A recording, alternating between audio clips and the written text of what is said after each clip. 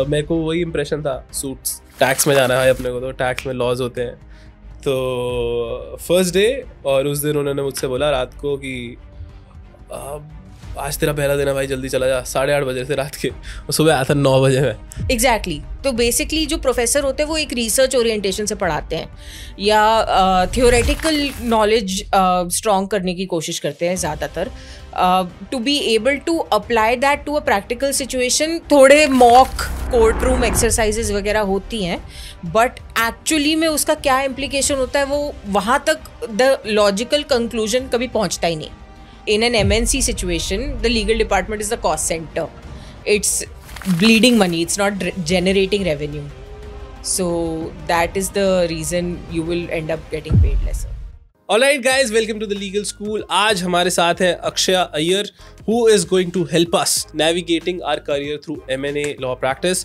She graduated from National Law University, Jodhpur.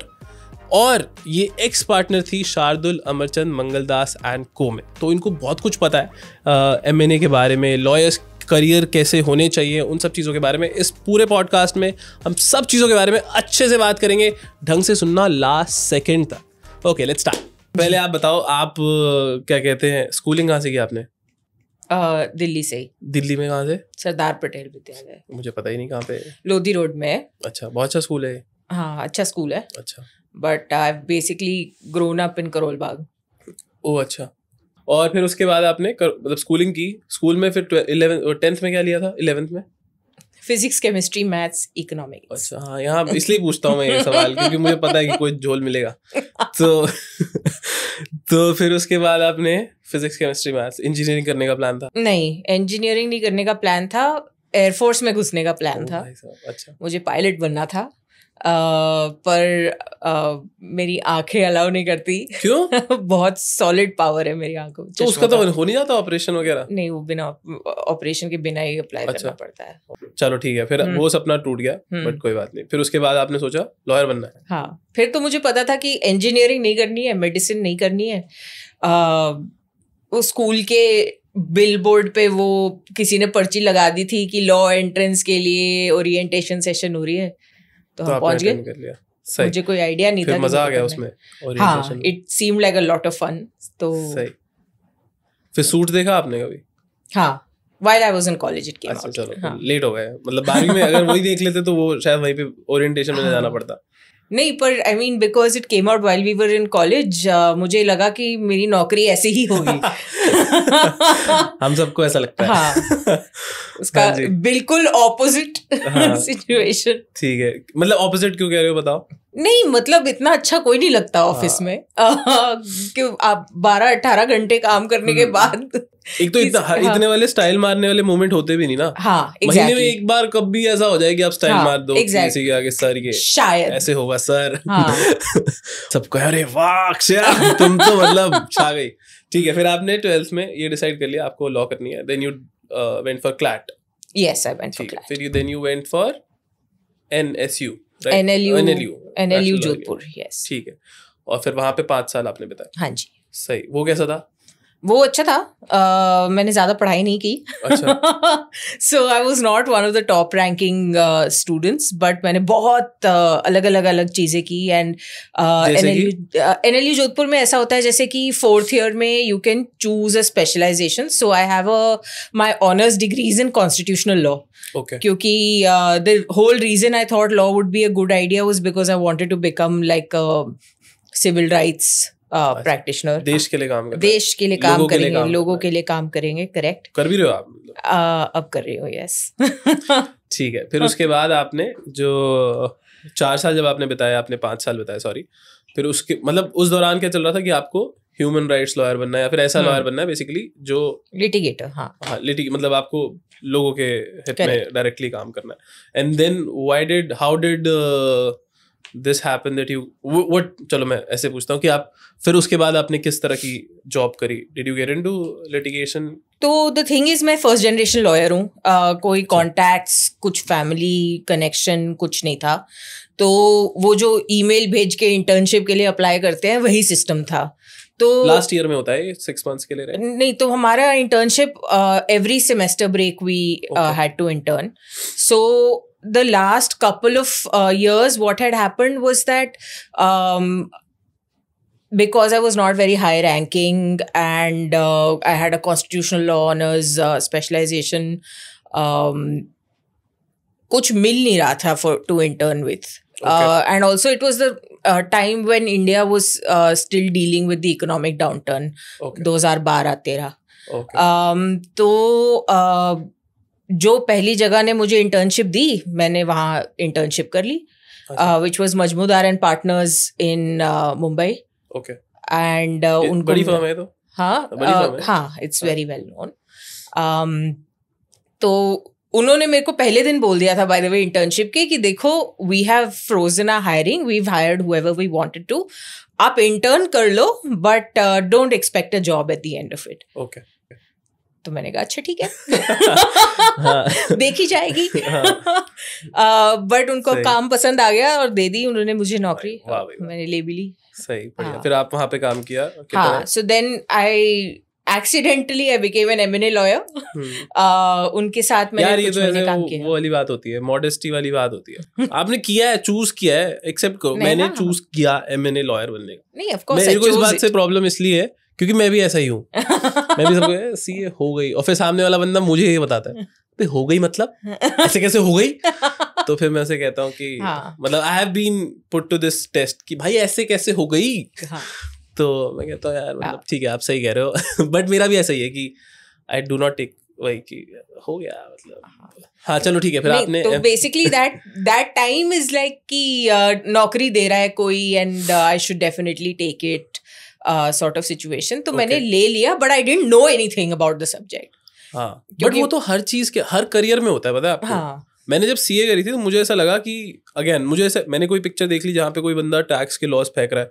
मतलब CA क्या होता है, अकाउंट्स में मैं अच्छा हूँ, टैक्स होता है, टैक्स में भाई मजा आ जाएगा. सूट्स का इंप्रेशन मेरे ऊपर पहले से था कि भाई ये सब करेंगे भाई मजा आएगा, भाई ये तो बोलेंगे सर ये देखो sir according to section this वो कहेंगे अरे वाह ये आया बंदा. तो मुझे ऐसा लग रहा था. बट अब जब आप जाते हो तो आपको पता लगता है कि कोई भी चीज़ करना बहुत बोरिंग होता है, और बहुत कम ऐसे मोमेंट्स होते हैं जब आप खिल के आते हो कि भाई हीरो बनते हो आप. तो वो आपको करके ही पता लगता है. That is true. But like जो बेसिक कॉन्सेप्ट्स होती है ना, प्राइवेट कंपनी क्या होती है, हाँ, वो भी नहीं पता था मुझे. अच्छा. मैं उस लेवल से शुरू किया है ऑन माय फर्स्ट डे. मजाक कर रहा हूँ. नहीं, even I was surprised कि they kept me at the job also, but I've worked there for a few months and then moved to Khaitan in Delhi. Okay, सही. And then I fell in love with the practice. Okay, फिर खैतान आप वहाँ पे भी M&A करना शुरू कर दिए थे, फिर उसके बाद थोड़ा टाइम किया, फिर then you moved to Khaitan in Delhi, then you moved to Lodha. No. Luthra. Yeah, so from Khaitan, I moved to a law firm called SNR Associates. Okay. Where I worked for a year, and then I moved to Luthra, and finally Shardul Amarchand. I've also worked for Luthra. Oh, you have? हाँ, Luthra का chartered accountancy वाला firm भी है ना. तो I had gone there for my articleship. और मैं गुड़गांव रहता था, तो I had my interview, everything, ये सब हो गया, सब मैं select पहला दिन. तब मेरे को वही impression था, suits. टैक्स में जाना है अपने को, तो टैक्स में लॉज होते हैं. तो फर्स्ट डे, और उस दिन उन्होंने मुझसे बोला रात को कि आज तेरा पहला दिन है भाई, जल्दी चला जा. 8:30 बजे से रात के, और सुबह आया था 9 बजे में. मैं कहा यार, फिर जब मैं घर गया ना तो मुझे मस्ती नहीं आई, पता नहीं. फिर अगले दिन मैंने जाके कहा कि यार मैं नहीं आऊँगा यार. मैं नहीं आ रहा. तो फिर उन्होंने कहा ठीक है मत आओ. तो फिर जहाँ पे ऑल्दो मैंने जहाँ पे काम किया वहाँ पे तो मैं रात सुबह 6 बजे भी वापस घर गया हूँ. बट उस टाइम मैं सोच के थोड़ा शायद डर गया था, या फिर पता नहीं, घर पे भी जब मैं गया तो काफ़ी मुझे अच्छा नहीं लगा. तो ऑल्सो दिल्ली भी था, मेरे को रोज अप डाउन मज़ा नहीं आया. बट जहाँ पे मैंने काम किया वहाँ पे मैंने बहुत काम किया. बट ठीक है, बट उस टाइम जब शायद आई थिंक जब आप सोच रहे होते हो कि काम करना होगा तो बहुत ज़्यादा लगता है, जब आप कर रहे हो तो तब नहीं लगता. करेक्ट. चलो ठीक है, ये मैंने क्यों बोला पता नहीं, बट ठीक है. Good to know. हाँ ठीक है. फिर आपने अभी एंड में कहाँ पे थे आप, लास्ट कहाँ पे हो? शार्दुल अमरचंद मंगलदास. अच्छा, तो SNR वही है? SNR was a previous firm, separate. अच्छा, ओके. फिर उसके बाद Shardul Amarchand Mangaldas. Then you did their job, did a job there for about? I think 2020 से nearly 2 years. अच्छा, कोविड का पूरा टाइम आपने वहाँ पे काम किया, वर्क फ्रॉम होम। सही, फिर उसके बाद छोड़ ही दिया आपने वो? हाँ। ओके, ठीक है, पता नहीं क्यों बोल रहा हूँ मैं, ये काट देना। नहीं काटोगे तो भी चलेगा, ठीक है। फिर उसके बाद आप जिस जगह काम कर रहे हो, you are advising the governments about educational reforms. तो क्या this is your job in government, और how does it work? So I work with an NGO. The NGO is a project management unit for I work with Delhi government schools. Okay. So I work as part of the PMU for some Delhi government schools. Okay, तो basically उसमें रहता क्या है? मतलब education reforms तो broad एक term हो गई, लेकिन करते क्या हो एग्जैक्टली? तो कंसल्टिंग टाइप का रोल है. Largely we work with governments with the idea of identifying issues and trying to solve them through interventions, and issues like designing that. Nee, to starts with everything, right? So when we're trying to, the schools, for example, that I work with, trying to figure out what is the best fit in terms of पढ़ाई कैसे होगी वहाँ पे, to career counselling का क्या system है, to teachers की appointment कैसे हो रही है. तो बेसिकली हम गवर्नमेंट का को पूरा सपोर्ट करते हैं, end to end is the idea. समझ गया. मतलब जैसे लेट्स से अगर आप ये बात करते हो, जैसे अभी आपने कहा कि पढ़ाया कैसे जाएगा, तो उसमें क्या रहता है कि like are there any variations to it, कि मतलब कैसे पढ़ाया जा सकता है? हाँ, तो जैसे the schools I work with have a different curriculum to your CBSE. Okay. तो वो करिकुलम जो डिजाइन करते हैं वो अलग पार्टनर होते हैं. जैसे हमारे IIT वगैरह के साथ पार्टनरशिप है टू डिजाइन द करिकुलम. तो that relationship management and all of that is our job. Okay okay, ठीक है. तो एक्चुअली जस्ट मतलब पता नहीं, ये भी एक ऐसी बात है. मैं ना improv, have you ever heard of improv theatre? Yes. So we do improv comedy as a improv comedy, not just improv comedy, improv in broad perspective. So, and the teachers that I've come across in improv, वो इतने accepting वाला जो attitude होता है ना उनमें, मैं सही बता रहा हूँ, you know, throughout my life I've never come across people or teachers like this, like that I come across in improv. Because major style of improv teaching comes from the West. Maybe their teachers as of this point are like very accepting. Also improv का जो पूरा वो ये होता है ना कि embrace the fall. Basically आप गलती कर रहे हो, आप गले लगा लो बंदे को, तो वो बड़ा मजा आता है. ठीक है, तो अब हम बात करते हैं. हम स्पेशली इस इंटरव्यू के थ्रू, इस पॉडकास्ट के थ्रू आपसे जानना चाहते हैं कि M&A लॉयर जो होता है वो क्या होता है, क्यों होता है, कैसे होता है, कितने पैसे कमाता है वो आप देख लेना, बट सब कुछ हम ये सब अच्छे से जानना चाहते हैं. तो हमें बताओ कि एक कॉर्पोरेट लॉयर जो M&A प्रोफाइल में काम करता है, उसका दिन टिपिकली कैसा होता है, क्या कर रहा होता है वो? तो दिन लंबा होता है to begin with, but it's a mix of a lot, there is a lot of paper work that you deal with.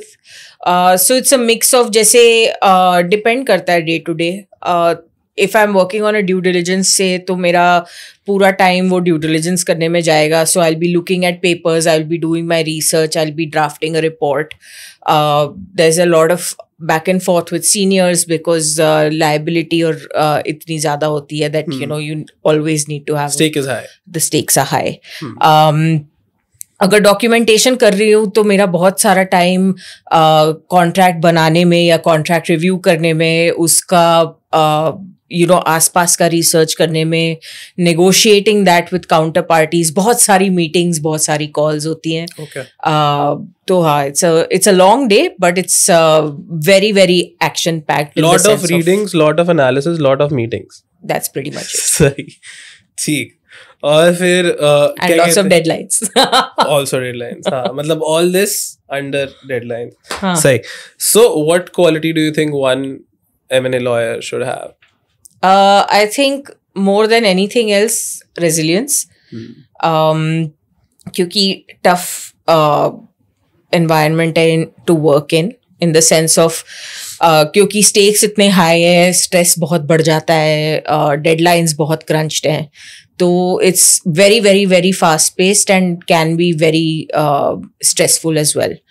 तो being able to deal with that is a skill unto itself. जो सही बात. हाँ, हाँ मतलब बताइए, ये सवाल ना मुझे लगता है कि कोई सेंस है नहीं इस सवाल की मेरे हिसाब से। मैंने ऐसे ही डाल दिया इसमें, what quality you should have to be an M&A lawyer. मुझे ऐसा लगता है जैसे आपने भी कहा, वही सेम आंसर है कि भाई आप जो करना चाहते हो, आपके पास नहीं है स्किल्स, वो आप ओवर टाइम डांट खा के सीख लोगे, आप प्यार से सीख लोगे। तो समझ गए दोस्तों, ठीक है। Is M&A like one of the highest paid areas for a lawyer in law? So that depends really. When you're starting off, it is definitely higher paying than most of the other options that people would normally go for. But over time, the growth is very, very fast. So you'll most likely see a 32-year-old partner at a law firm, but अगर उसको non legal trajectory से compare किया जाए तो आप CEO level पे या CXO level पे 40-50 से पहले नहीं पहुंचते। हाँ, सही बात है। तो in that sense, law firms and M&A lawyers do have a lot of it's high paying for sure. अच्छा, बट मतलब आप कह रहे हो कि शुरू में you will get good starting? शुरू में भी बहुत अच्छा होता है in comparison to your other, क्योंकि अगर लिटिगेटर्स वगैरह के साथ काम करते हो तो उनको काफी टाइम लगता है। हाँ सही में, बट आप कह रहे हो कि एक टाइम के बाद जाके वो लेवल प्लेइंग फील्ड हो जाता है। नहीं, वो डिपेंड करता है। लेट्स टॉक अबाउट कि अगर हम कह रहे हैं कि अगर आप बहुत टाइम तक कर रहे हो, if you're going reaching the tops, then you wouldn't find any much of a difference. Okay, but yeah, शुरू में आपको मिल जाता है। So we can say like M&A is one of the highest paid areas for a lawyer. Yes. And what is the average package for a beginner? Tier 1 law firms में it's about 10-12 lakhs a year. Okay. And on average it's about 8. Okay, but ये 31 में आपने बताया partner बन जाते हैं, तो काफी so it's quite तेज है, quite a fast. हाँ, बट काम भी मतलब फिर ज्यादा ही है। हाँ, मतलब समझ गए। फिर और जैसे अब आप देख रहे हो कि बहुत सारी फर्म्स होंगी जो M&A में काम करती हैं, तो how has been the growth of these firms who work specifically in M&A in the recent times? तो बेसिकली M&A का जो डील एक्टिविटी है एंड अकॉर्डिंगली फर्म की growth is all dependent on how the economy is moving, right? Because people will want to put money in and people will want to expand their business, etc. only when the economy is doing well. तो it's very, very dependent on market forces क्या कह रही हैं। तो जैसे आजकल थोड़ा सा it's क्योंकि macro economically interest rate issues this that the other से ग्लोबली थोड़ा कम हो गया है, पर इंडिया के अंदर ही जैसे the domestic economy is pretty strong, government policies बहुत फेवर करती हैं M&A को। तो within India there is you see a growth. It's not the same exponential growth that used to be there at some point in time, but there's about, say, there's a 8-10% growth year on year. Okay. And accordingly, because there is that growth, M&A lawyers also have that much work, and that's how their growth also looks like. सही। तो आप मुझे मतलब देखो, ये हमें समझ में आ गया कि M&A का रेलेवेंस बहुत है, पैसे वाइज भी, इकोनॉमी वाइज भी बहुत बढ़िया चीज है। तो जब हम लॉ स्कूल्स की बात करते हैं तो वहाँ पे M&A का कितनी बातें होती हैं, कितना पढ़ाया जाता है M&A लॉ के बारे में, M&A लॉज के बारे में? तो unless something has changed recently, my understanding is कि law schools में नहीं पढ़ाया जाता है M&A, not at least in the way that you need to know it to practice it. Okay. ऐसा क्यों? क्योंकि see there are multiple reasons for it. Law school में जो हम पढ़ते हैं वो लार्जली थ्योरी होती है। वो प्रैक्टिस में लाने के लिए या तो एक अच्छा प्रोफेसर होना चाहिए या आपका इंटर्नशिप बहुत ही सॉलिड होना चाहिए या ऐसा कुछ टू अंडरस्टैंड कि अगर तुम for example if you studying tax laws, तो अगर आपको पता है कि section 9 income tax act ABCDE कहता है तो आप आंसर शीट में सही लिखोगे, पर उसका प्रैक्टिकल इम्प्लीकेशन क्या है, वो आपके क्लाइंट को कैसे अफेक्ट कर सकता है, something that is not taught at all in law schools. And similarly for M&A also, because it's a niche practice area also, ना. तो हाँ, so it's relatively niche. तो mergers, acquisitions वगैरह कंपनीज एक्ट की पढ़ाई के थ्रू हो जाता है, बट वो उसको प्रैक्टिस में कैसे अप्लाई करते हैं वो नहीं होता. तो जैसे अभी आपने बताया कि या तो प्रैक्टिस से सीखें या फिर बेहतर प्रोफेसर हो, आप तो NLU गए हो, मतलब आप ऐसे क्यों बोल रहे हो? आपके यहाँ तो होंगे ना एकदम धुआंधार प्रोफेसर्स? नहीं, I had good professors, there's no doubt about it, but जो like I'm saying there is a key linkage that's missing, क्योंकि प्रोफेसर जो होते हैं वो, हाँ एग्जैक्टली, तो बेसिकली जो प्रोफेसर होते हैं वो एक रिसर्च ओरिएंटेशन से पढ़ाते हैं या थियोरेटिकल नॉलेज स्ट्रॉन्ग करने की कोशिश करते हैं ज्यादातर, to be able to apply that to a practical situation. थोड़े मॉक कोर्ट रूम एक्सरसाइजेस वगैरह होती हैं, बट एक्चुअली में उसका क्या इम्प्लीकेशन होता है वो वहां तक द लॉजिकल कंक्लूजन कभी पहुंचता ही नहीं। हाँ, और वो पढ़ाया जा भी नहीं सकता honestly in a formal classroom.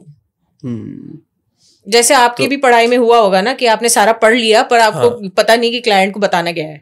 हाँ, ये होता है। बताए आपको CA में ना वो बहुत है, ट्रेनिंग बहुत ही है, मतलब 3 साल की ट्रेनिंग है, तो 2-2.5 साल आप पढ़ाई करते हो, फिर 2-2.5 मतलब 1-1.5-2 साल आप पढ़ाई करते हो, फिर 3 साल आप किसी CA के अंडर काम करते हो, तो फिर आप क्लाइंट को क्या बताना है ये सब मतलब सीख जाते हो। जैसे वो नहीं है कि हर साल 2 महीने वाला सीन नहीं है, 3 साल का, मतलब it's like a job only. और फिर वो वहां पे आपसे काम भी ऐसे कराते हैं कि भाई आप तो मतलब आप तो फ्री ही हो, आपका कोई जिम्मेदारी नहीं है घर की, तो आप जाओ सुबह 6 बजे, आ जाओ सुबह फिर 12 बजे, तो ये काम रहता है। I'm sure जैसे that yes, our equivalent for that is our 1 month internships during summer break, so that's not even close। तो अभी आप कह रहे थे एक जेनरिक बात है बेसिकली कि M&A या फिर किसी भी पढ़ाई की अगर बात करें, now Akshay is also working as a education reformist, so obviously she will talk about such problems. So आप इसलिए भी बात कर रहे हो, मतलब आप जेनरिक बात कर रहे हो कि ये थोड़ा मुश्किल ही है, मे बी इसमें कुछ कभी कल को बदलाव आएगा, मे बी ट्रेनिंग बड़ी हो जाएगी, ज्यादा हो जाएगी, तब शायद कुछ हो सकता है। We are looking up to you for that. Okay Akshay, ठीक है, आप जल्दी लॉ स्कूल्स को भी करिए कंसल्ट। हाँ, उसके लिए PhD चाहिए होगी, which is going to be a time consuming process। बहुत पढ़ना पड़ेगा यार भाई साहब, बहुत पढ़ना पड़ता है। ठीक है, हाउ मेनी, जैसे अभी आप बात कर रहे थे कि M&A deals also depends on the economy, how well economy is doing. How much M&A deals really happen in an year as at this point of time, or like previous as well? तो I think last quarter Q2 2024 500 और deals हुई हैं, worth about $20 billion in total। ओ भाई साहब, तो अगर आप, हाँ, तो काफी काम है और ये ग्रो ही हो रहा है। It's only a question of economy पे, ये डिपेंड करता है किस परसेंटेज ग्रोथ रेट क्या है। अच्छा, ओके, हाँ, मतलब लोग तो कर रहे हैं, मतलब मस्त, हाँ, सब बढ़िया चल रहा है, सही है यार ये तो। और आपने बोला $20 billion about mergers and acquisitions हुआ है। ये बताओ, ये मर्जर्स, एक्विजिशन और इन्वेस्टमेंट का फर्क क्या होता है? तो मर्जर जो होता है वो कोड ड्रिवन प्रोसेस होता है। ओके, एक कंपनी और दूसरी कंपनी साथ में मिल मर्ज होके तीसरी कंपनी बनाते हैं, दैट्स अ मर्जर। एग्जैक्टली, ठीक, like a Vodafone Idea. An acquisition is basically both companies retain their original identities, ownership एक कंपनी की चेंज हो जाती है। ओके, ना वो 100% चेंज होती है या 50% चेंज होती है, वो क्वेश्चन मार्क रहता है। ठीक है, मतलब मेजॉरिटी स्टेक्स ले लेते हैं वो लोग एक्विजिशन। हाँ, एग्जैक्टली, मेजॉरिटी ले लेते हैं। हाँ, ठीक है। तो एक्विजिशन एक तो स्टेक का हो सकता है in the sense of share capital, नहीं तो आप बिजनेस को भी अक्वायर कर सकते हो, बट वो बिजनेस फिर आपके कंपनी का हिस्सा हो जाएगा वो। मतलब जैसे लेट्स से कि अगर जैसे आप एग्जांपल देते हो कि गोदरेज के बहुत सारे बिजनेस है, एक बिजनेस को आपने एक्वायर कर लिया, तो that would be a business acquisition. Correct, you did not by the shares, you did not buy the whole company, you bought a specific department maybe। Correct, आपने किसी का R&D पूरा का पूरा खरीद लिया। ठीक है, got it। तो ये हो गया एक्विजिशन। एक्विजिशन में कोई एग्जांपल है हमारा recent times में? recent times में Blinkit, वो और Blinkit और Zomato bought Blinkit शायद। Correct, that's correct। Zomato bought Blinkit, so that's a good acquisition। Class Plus bought Textbook। हाँ, that's an acquisition। घर की बात ही नहीं कर रहा हूँ मैं। ठीक है, awesome। फिर उसके बाद इन्वेस्टमेंट की बात करते हैं, मतलब इट्स प्रीटी इजी, बट फिर भी बता दो। अच्छा, investment is basically controlling stake नहीं खरीदते हो, but you end up buying some portion of the ownership और इंटरेस्ट इन अ कंपनी। तो ये तो हम रोज कर लेते हैं, मतलब exactly। अपने उससे। हाँ, तो हम आए आपके पास पूछने के लिए कुछ मतलब ये तो खरीद लेते हैं ना, हम शेयर्स खरीद लेते हैं, ऐसे इन्वेस्ट कर देते हैं। पर आपको राइट्स नहीं मिलेंगे ना, तो आपको वकील के जरूरत नहीं है। Basically like in a listed company जब आप 2, 3, 4 शेयर खरीदते हो, या मतलब it's you're basically buying like some minuscule percentage, right?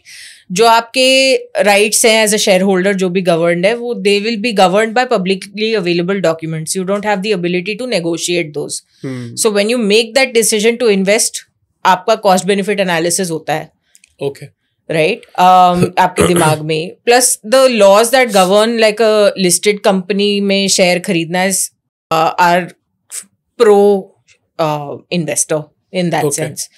तो उतने रिस्ट्रिक्शंस नहीं होते for example. But when you're doing deals that involve a large amount of money or a large stake, and you are in a position to negotiate terms, that's when our work starts. So basically when we are buying, let's say on Zerodha or whatever platform is there, तो हम लोग कुछ shares खरीद रहे हैं, तो we are actually entering into a contract which is like there, which we cannot like negotiate or anything at all because our investment is so small. But जब आप कोई बड़ा इन्वेस्टमेंट कर रहे हो, हजारों करोड़ों का, जब आपके पास बोलने का स्टेक आ जाता है, तो आप कह सकते हो कि अच्छा जो MOA है उसमें आप ये बदलाव करिए मेरे लिए। एग्जैक्टली। ओके, कूल, सही। ठीक है, गॉट इट। तो हमें मर्जर्स, एक्विजिशन, इन्वेस्टमेंट तीनों चीजें समझ में आ गई। इसमें कुछ और भी होता है इसके अलावा? नहीं, बहुत कुछ होता है, बट लगेगा time. Please see my boot camp. Please see Akshay's boot camp which will be happening soon। इधर किधर आ जाएगा आपके पास क्रिएटिव? ठीक है, नहीं मतलब मेरे कहने का मतलब था the type of transactions that we are talking about. So again, या जैसे आप JV की बात करते हो तो maybe like that, right? There are several things. Exactly. So I mean, rationale for investment changes, amounts change, the amount you're investing in changes, rights, liabilities का जो package होता है वो change होता है, roles, responsibilities वगैरह बदल जाती हैं, but overall broadly the universe is share, it's mostly like shares का dealing or ownership exchange or interest exchange. Got it. So either you are buying shares, either you are buying whole set of assets, either you are doing an investment for shares again. Yeah. So एक बात बताओ, वैसे just joint venture और merger में क्या फर्क होता है? तो Because both are like हाँ, so merger basically अगर आपकी कंपनी और मेरी कंपनी है और हमारी कंपनी मर्ज हो जाती है तो एक नया कंपनी बन जाएगा। ये दोनों डिसॉल्व हो गए? हाँ, हम दोनों जो पुरानी कंपनी है उसका they cease to exist for all practical purposes. So all new dealings will be done through that new entity, right? So it will be called AB Private Limited अगर आपका A और मेरा B है, so it will become like that, and all dealing is through that. In a joint venture, you will retain your identity as a company. I will retain my identity as a company. We will start a third company while you continue to do your business and I continue to do my business. But we are collaborating together for one particular venture. जैसे so that's a joint venture. हाँ, तो जैसे हो सकता है कि विस्तारा वाला जो है, is that a joint venture, right? Yes. So Tata Docomo was also a joint venture. So Docomo is a company from maybe Singapore शायद. So they collaborate, they made a joint venture with the Tatas to launch it specifically here. Docomo उधर है, Tata इधर है, कोई नहीं, बस यहाँ पे एक अलग entity start की है for a specific purpose. Correct. The original companies retain their identity. Exactly. Got it. ठीक है, समझ गया। फिर यहाँ पे M&A transactions की जब बात करते हैं तो उसमें M&A lawyer का क्या रोल है, क्या स्कोप है उनकी रिस्पॉन्सिबिलिटीज का? Do you like look for fun in job? Do you look for motive in job? Motive तो दिख ही रहा है, मतलब आप शुरू से ही motive driven हो कि भाई I'm actually driven by intellectual challenge. तो अगर मुझे बोरिंग लगता है कुछ काम या मेरे को लग रहा है कि मेरे को intellectually stimulating enough नहीं है, then I'm not too keen on doing it. तो कभी अपने आप को कोसते हो इस बात के लिए कि शायद मैं इतना ध्यान नहीं दे रही हूँ? This is a standard because a lot of I mean like you said ना, it's not a Suits का episode. तो बहुत ऐसा टाइम होता है कि you're doing paperwork. It's more but ये मतलब मैं अपने लिए भी पूछ रहा हूँ, मैं भी करता हूँ ये बात, बट मैं अपने आप को भी बहुत जगह ऐसे मानता हूँ कि शायद मैंने ही कम ध्यान दिया, शायद मैंने ही जो है शायद उन पे, जैसे आप बात कर रहे हो वो डॉक्यूमेंटेशन, शायद वो डॉक्यूमेंटेशन सुपर नेक्स्ट लेवल पे हो सकता था ना कि यार मुझे पता है चौथे पेज पे 5वीं लाइन ही है। हाँ तो वो बता रहा हूँ, मतलब मैं जस्ट हाँ no of course, so which is why like M&A became very very interesting to me क्योंकि it was there was so much to learn, right? And it was an animal I had not come across before. तो इसीलिए मुझे बहुत मजा आया and I was learning a lot. There were reasons that I had to give it up, but it was just, otherwise it's a fun practice to be in. Okay. There are a lot of times when things can get boring in the sense that अगर आप रात के 3 बजे बैठ के एक 400 page की book में कुछ ढूंढ रहे हो, it's not fun really, but it's part of a full package. But फिर वही होता है ना, जो आपके आसपास काम कर रहे हैं और जिनके साथ आप रुके हो शायद 3 बजे तक, वो भी मस्ती करा देते हैं। वो बीच का आधा घंटा जो मस्ती वाला होता है वो फन। तो और जैसे आपने बताया कि M&A आपने छोड़ दिया, तो वाज दैट मोटिव ड्रिवन फैसला या फिर M&A का हो गया था कि यार हो गया? Health driven. Oh health driven, okay. हाँ, ये काफ़ी चैलेंज रहता है। मैंने भी मतलब मेरा I used to work in American Express, तो मैंने 3 साल काम किया और फिर मेरा तो हेल्थ का बहुत पहले से चल रहा था, तो फिर मैंने छोड़ दिया कि भाई मस्ती करता हूँ मैं। तो फिर मैं तब से मस्ती कर रहा हूँ। खैर, तो अब आप मुझे बताओ कि M&A में एक लॉयर का क्या रिस्पॉन्सिबिलिटी है, क्यों ज़रूरत है अब वकालत की हमें यहाँ पे? तो बेसिकली अगर आप 500 करोड़ डाल रहे हैं कहीं पे, आपको ये संतुष्टि चाहिए होगी कि जो आप कर रहे हैं, ये बोलते हैं कि आप अगर 500 करोड़ डाल रहे हो, मजा आ रहा है, आपके चेहरे पे इतनी मस्ती आ गई है बोलते ही। ठीक है, बताओ। तो जैसे मैं कह रही हूँ, अगर आप 500 करोड़ डाल रहे हो कहीं पे, आपको ये संतुष्टि चाहिए होगी कि आप जो पैसा इन्वेस्ट कर रहे हो, there are no risks associated with it, you are getting the rights that you deserve to get for the money that you are paying. तो वहां पे लीगल एडवाइजरी का बहुत बड़ा रोल होता है। मुझे पता नहीं होगा क्या क्या चीजें एग्जैक्टली जो बात हुई है वो लिखी गई है नहीं लिखी गई, तो आपको बिजनेस सेंस से पता होगा कि अच्छा मैं तो इतना दे रहा हूँ, आपकी कंपनी इतने की वर्थ है, but you also need to be able to understand that there are some rights that you can get. This is the scope that is available to you. These are the exit rights that you should be getting. कल को फुद्दू ना बना दे मेरा। Exactly. Also, like it's also important for you to safeguard your money ना, कि ऐसा नहीं होना चाहिए कि आपने डाल दिए 500 करोड़ पर कल फिर वो डूब गए for a decision that you had no control over.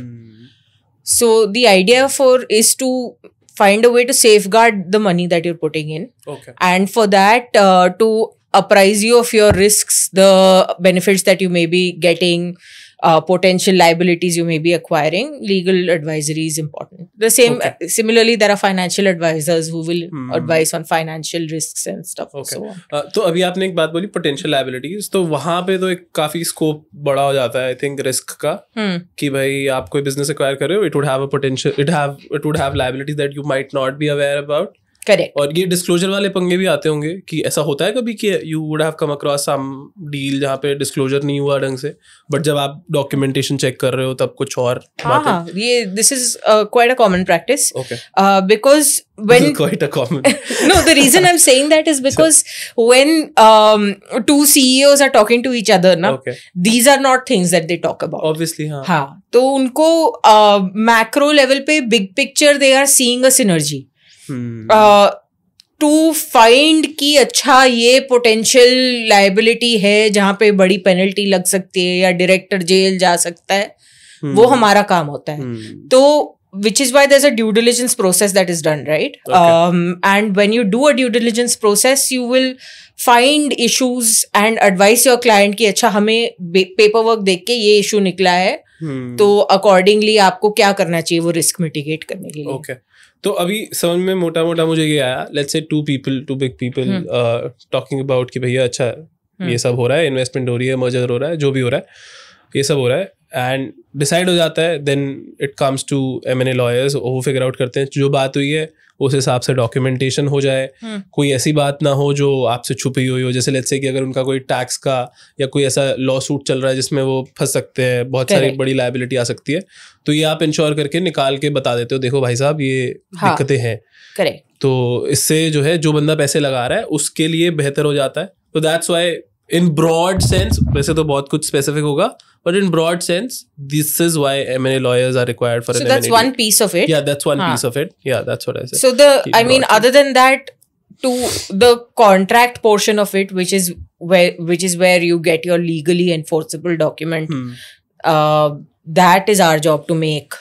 मतलब पूरा deal execution कराना भी, that's one perspective. Yeah, okay, there are several. Okay, जब हम बात करते हैं what are the relevant laws that are applicable for M&A deals? तो M&A deals में one M&A lawyer should know, or maybe not one, just like there are like several lawyers.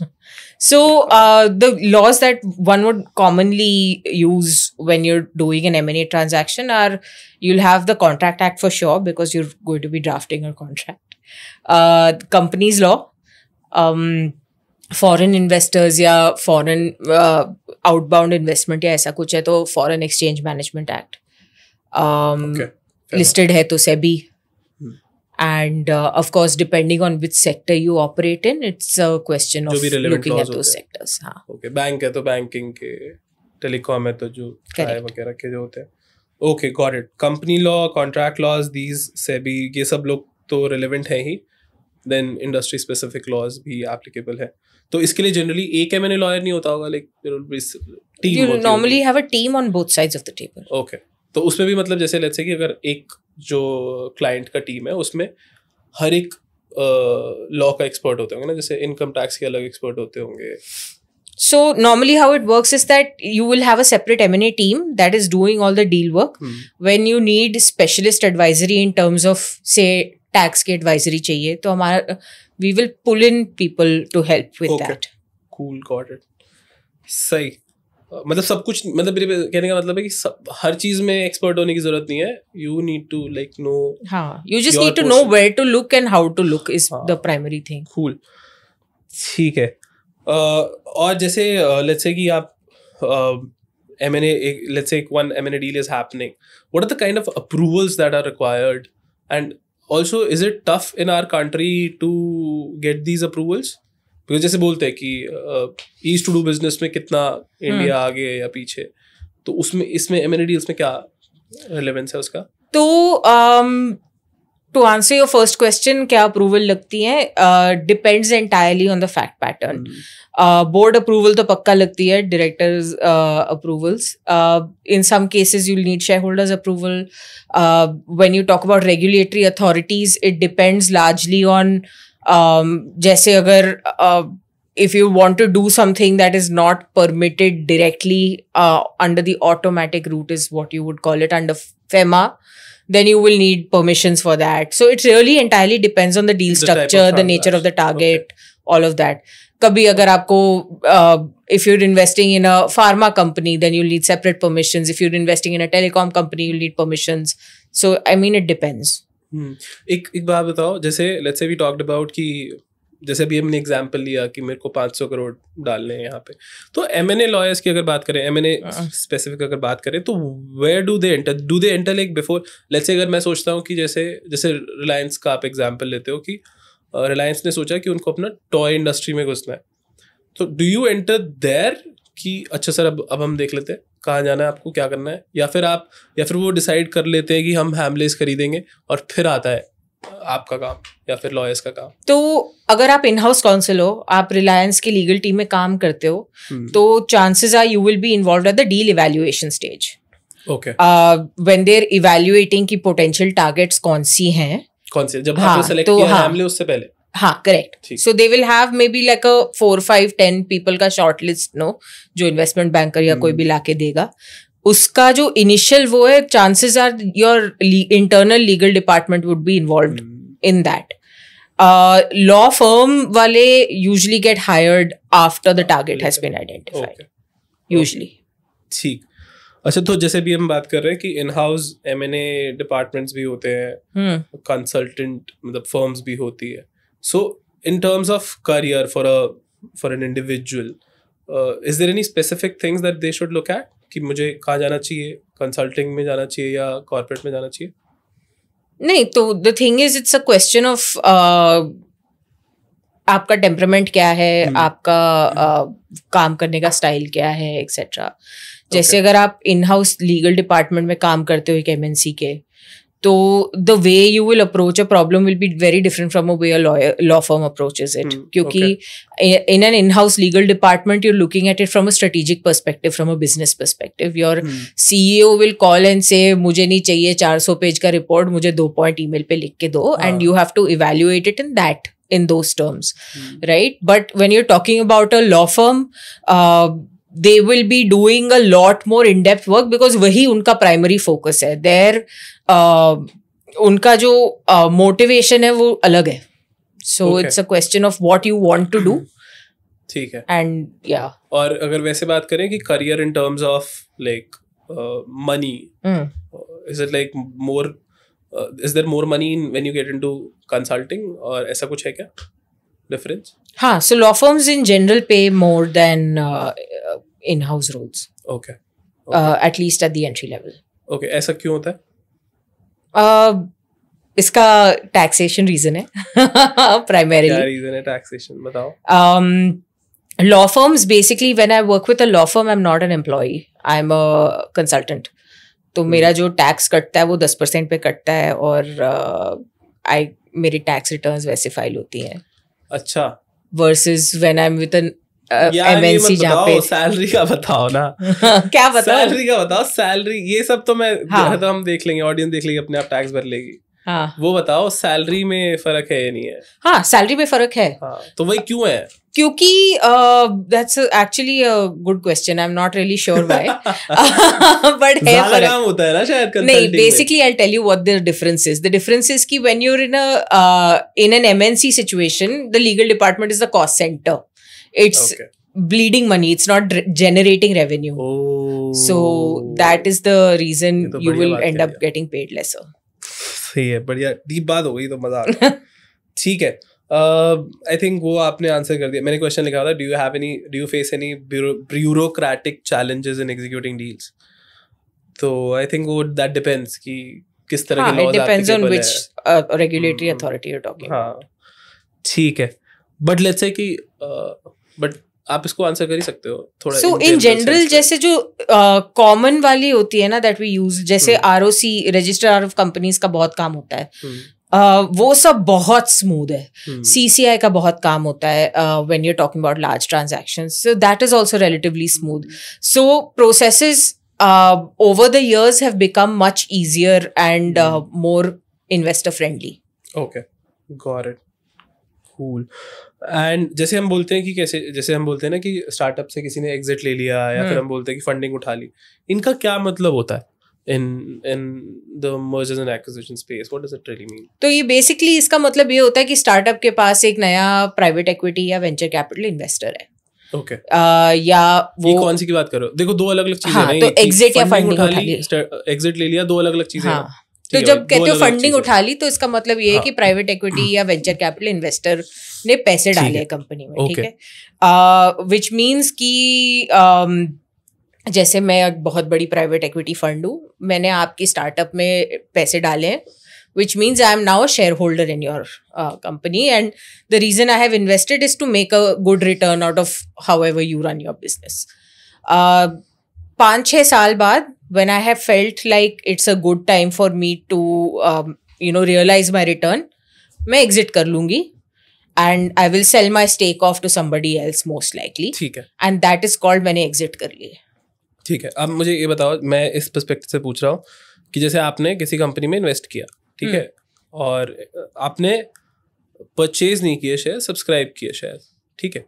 तो जैसे let's say अगर एक company है for example Sumit private limited, ठीक है, आपने उसमें इन्वेस्ट किया, तो अभी तक हमारे पास 100 शेयर्स थे, आप आए, आपने मुझसे शेयर्स नहीं खरीदे, कंपनी ने आपको और शेयर्स बेचे, तो अभी जो 100 शेयर्स थे वो 125 हो जाएंगे. Let's say you bought 25 shares, ठीक है. तो ये हो गया इसमें मेरे पास कुछ पैसा नहीं आया, मालिक के पास कोई पैसा नहीं आया, ओनर के पास कोई पैसा नहीं आया, कंपनी के पास पैसा आया। तो जब इन्वेस्टमेंट उठाती है कंपनी, तो ओनर अमीर नहीं होता, कंपनी अमीर हो जाती है। तो दोनों हो सकती है। Mostly what happens is when you are getting an investor on board, there will be a subscription component, which means कि कंपनी को पैसा जाता है against issuance of new share capital. कभी कभी ऐसा भी होता है कि प्रमोटर भी उसको लिक्विडिटी चाहिए होगी या जो भी, तो some portion of sale would also sometimes be involve. ठीक है, तो मतलब बेसिकली मैं आपसे बस डिफरेंस समझना चाह रहा था सब्सक्रिप्शन और परचेज का। सब्सक्रिप्शन के केस में मोटा मोटा जो है कंपनी के पास पैसा आता है। करेक्ट। और जब मैं एग्जिट लेता हूँ, यानी कि आप मुझसे अगर शेयर खरीदते हो, तब मेरा एग्जिट हो गया ना कुछ करेक्ट। तो कंपनी के पास कुछ नहीं जाएगा, मेरे पास जाएगा। Okay, got it. ठीक है, तो जैसे शार्क टैंक में लोग आते हैं पैसे मांगने, तो वो कंपनी की बात करते हैं। अगर वो अपनी कंपनी में से ही शेयर्स दे रहे हैं, अपने शेयर्स नहीं बेच रहे, सब्सक्रिप्शन तो कंपनी के पास पैसा जाएगा, ओनर के पास पैसा अभी नहीं जाएगा, बाद में जब एग्जिट लेंगे तो जाएगा। ठीक है, गॉट इट। और क्या कहते हैं, अभी जैसे अगर let's say first generation lawyers हैं आपकी तरह, वो M&A में जाना चाहते हैं, तो what are the few advices that you would tell them? See, as a first generation lawyer in M&A, it's very, very important to find your foot in the door. और वो थोड़ा मुश्किल होता है because of the simple fact that law firms and the M&A legal industry as a whole is a niche sort of market. It's not like engineering कि आपके पास हर locality में 400 नौकरियां हैं, right? It doesn't work like that. एक सवाल पहले आते हैं, शायद मैंने सवाल वो जंप कर दिया। Would you suggest that first generation lawyers should get into M&A और नॉट? या, why not? It's a good practice area to get into, the same as any other legal field, if depending on your interest. मुझे personally बहुत अच्छा लगता है M&A law, तो I would definitely suggest. 3 reason बताओ क्यों अच्छा लगता है आपको। एक तो बहुत ही मतलब एक्साइटिंग है, I like the strategic business angles to it a lot. दूसरा बहुत थिंकिंग सॉर्ट ऑफ काम होता है, एनालिटिकल बेंड वाला। हाँ, एनालिटिकल काम होता है, there is a lot of logical reasoning and all to apply. Rocket science नहीं है जो हम करते हैं, it's basically English and common sense. तो बहुत ध्यान देना पड़ता है। हाँ, बहुत ध्यान देना पड़ता है। करेक्ट। तो that's why I really enjoy the practice. तीसरा रीजन रह गया ना? तीनों हो गए? हाँ, I think so. नहीं यार, आपने पहला बोला कि मजा आता है, वो सॉरी, पहले और दूसरा आपने सेम सा बोला। अच्छा। और तीसरा आपने बोला ही नहीं। तो चलो, एक ही बड़ा रीजन है। तो और अच्छे पैसे मिलते हैं शायद शुरुआत में। हाँ, श्योर अच्छे पैसे मिलते हैं। ठीक है, और तो चलो फिर उसके बाद जैसे हमने बात करी कि it's hard to get into an M&A in the beginning, so how one can get into M&A practice? तो the best way to get into an M&A practice would be to learn a little more about the practice itself, क्योंकि जैसे हमने शुरू में बात की थी, law school से कोई सीख के ढंग से आता नहीं है मोस्टली। तो to be able to get acquainted with that practice, बहुत सारी इंटर्नशिप्स करिए, छोटे लॉ फर्म्स के साथ काम करिए ताकि आपका हैंड्स ऑन एक्सपोजर ज़्यादा हो, and then start see if you can move to a larger law firm for example. तो या फिर find other ways to basically upskill yourself to come at par to that role. तो अब law firms freshers को hire नहीं करेंगे क्योंकि आपको आता नहीं है कुछ, और फिर आता नहीं है तो आपको नौकरी नहीं मिलेगी, नौकरी नहीं देंगे क्योंकि आता नहीं है, तो ये तो फंस जाएगा ना लूप में। तो फिर क्या कहते हैं, आपका बूट कैंप करना। ऑफ कोर्स, मेरा बूट कैंप प्लीज कीजिए, उसके बाद 4 महीने का लंबा कोर्स भी है मैंने। तो आप अब क्यों पढ़ाना चाहते हो बच्चों को? मैं क्यों पढ़ाना चाहती हूँ बच्चों को? आउट ऑफ मोटिवेशन की हेल्प करनी है किसी, या फिर आपको ये चैलेंजिंग लगता है, जैसे आपने बोला कि intellectually? It's a different take on what I already know. So it's an interesting challenge for me also, because इससे पहले मैंने ज़्यादा टीचिंग रोल में कुछ किया नहीं है। और ये सब्जेक्ट है जो मुझे आता है। Okay. तो being able to take on a different kind of challenge in the same space is also a fun thing to do. Plus, if there are people who are ending up learning a little more from what I'm being able to do, because see, honestly, I really like talking about it as a subject also. अच्छा. तो अगर कोई है सुनने वाला, then why not? हाँ, सही बात. ठीक है. तो is there a right time to get into M&A? मतलब मुझे लग रहा है कि मैं 10 साल से लॉ कर रहा हूँ, क्या मेरे लिए, मतलब जो भी है, what is the right time to get into M&A practice और एनी लॉ प्रैक्टिस में भी? So there is no right time or wrong time per se. Those boundaries, I think, for every profession are slowly disappearing. Okay. So if there are people who can become doctors at the age of 40, then why can't you become an M&A lawyer at 50? You know what I mean? Like it's all fluid. You can make a good career. जैसे हाँ यार, मतलब आप तो बता रहे थे ना, 31 तक पार्टनर बन जाते हो, तो M&A तो बेस्ट है. हाँ, exactly. आप अगर लेट हो गए हो तो M&A में ही जाओ. क्योंकि बढ़िया जल्दी चांसेस होते हैं. हाँ. तो ठीक है, आई थिंक कोई एडवाइस आपको अगर रह गई है, इस ये वाला कैमरा आपका है, इसमें आपका सुंदर चेहरा दिख रहा है, इसमें आप बता दो कि M&A स्टूडेंट्स को कुछ आखिरी फाइनल एडवाइस आपको देनी हो. ऐसी कोई फाइनल एडवाइस है नहीं, बट हाँ, please join the boot camp. We are running a great boot camp which will give you some information about M&A as well as due diligence, and the legal school also has a 4-month long program that we can that will give you a lot more information about the subject and hopefully get you excited about it as well. अच्छा, ये एक last question है. तो let's say कि ये लोग boot camp करते हैं, कोर्स भी करते हैं, तो basically let's say if they, उसके बाद ये हेल्प कैसे होगी? Would they get interviews? Would legal school help them in interviews? Would your course help them in interviews? या होगा क्या? मतलब why to get through this course? तो बेसिकली जो लंबा वाला कोर्स है, it's a 4-month long course which is being taught by NLU professors, combined with industry experts. Right? तो at the end of it, basically the idea is कि आपकी foundation इतनी strong हो जाएगी कि आप कोई भी इंटरव्यू आसानी से क्रैक कर पाओगे. आग लगा दोगे. Exactly. आप मुंबई आ रहे हो, मतलब या फिर दिल्ली, जहाँ पे भी आपकी फर्म है. Exactly. Plus legal school also provides assistance with jobs and placement assistance apparently. सही. Cool. Awesome. अब आप अपना एक्सपीरियंस देख के बता दो मास्टर कैमरा में कि कैसा लगा आपको. हमसे बात करके बढ़िया लगा. बहुत बढ़िया लगा. Thank you so much for a great time. मुझे भी बहुत अच्छा लगा दोस्तों. आप बोर नहीं हुए? नहीं, मैं तो बहुत मजा आया. मुझे टेंशन थी कि आप बोर ना हो जाओ. नहीं, मैं I am good. I am always happy talking about M&A. Awesome. ठीक है दोस्तों, it was a nice episode. I hope you liked it. Please नीचे असली में भी लाइक कर दीजिएगा, चैनल को सब्सक्राइब कर दीजिएगा, और अपने दोस्त जो आपके लॉयर्स बनना चाहते हैं उन सबके साथ भी ये शेयर कर दीजिएगा. Thank you.